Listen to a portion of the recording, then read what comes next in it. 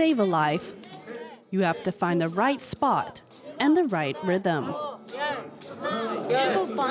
After performing CPR 7 times, I realized you need a lot of strength in the arms and the core. In a real situation, it would be harder to do it properly. Most of these 40 volunteers are first-timers, but this 26-year-old learned life-saving techniques during his military service, which is still compulsory for all South Korean men. When I learned CPR during an employee training or reserve force drill, I didn't take it seriously. I wasn't sure if I could use these skills in a real situation. The incident changed my awareness. On October 29th, Seoul streets were packed with Halloween revelers. A small movement of panic in a narrow street resulted in 158 crushed to death. The incident has led to an increasing number of people taking CPR classes. It was so shocking. These images continue to haunt me even while taking this class. I felt miserable about the disaster, and it makes me understand the importance of this training. It would have been useful if more people knew how to do CPR.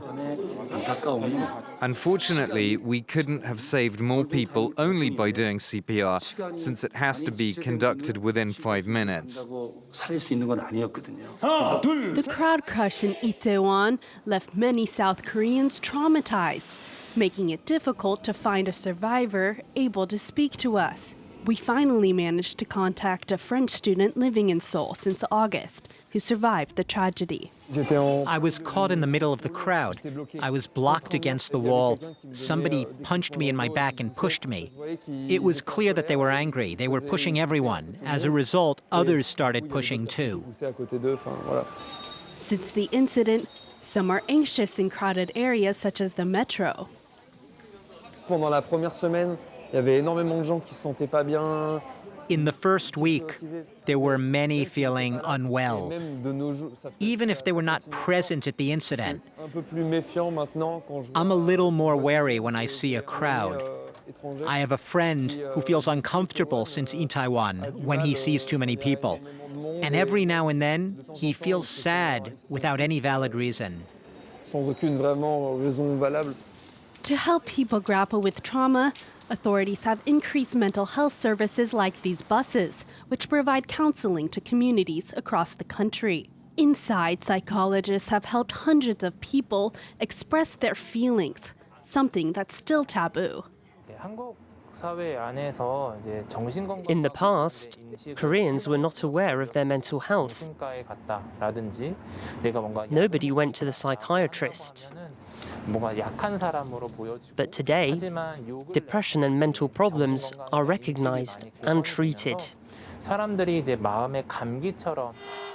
South Koreans are also raising their voices in protest. At this demonstration, sadness turns to anger. Because of the rain today, I was afraid few people would come, but actually there are many people. It shows that many of us want the president to resign. Protesters are holding President Yoon responsible. They blame a recent move of the presidential office, nearly doubling the police officers required for the head of state security. I think there is an obvious connection between the accident and the relocation of the presidential office. The place of the accident is right next to the new office. The budget of the relocation was exponential. It requires more police to protect the president. It is such an irony that there wasn't enough security left to protect the citizens. An estimated 700 police officers are assigned each day to protect President Suk-yeol. Compare this to the 137 officers who were deployed for crowd control of over 100,000 on that fateful night. President Yoon has apologized and promised an inquiry into the details that caused the tragedy.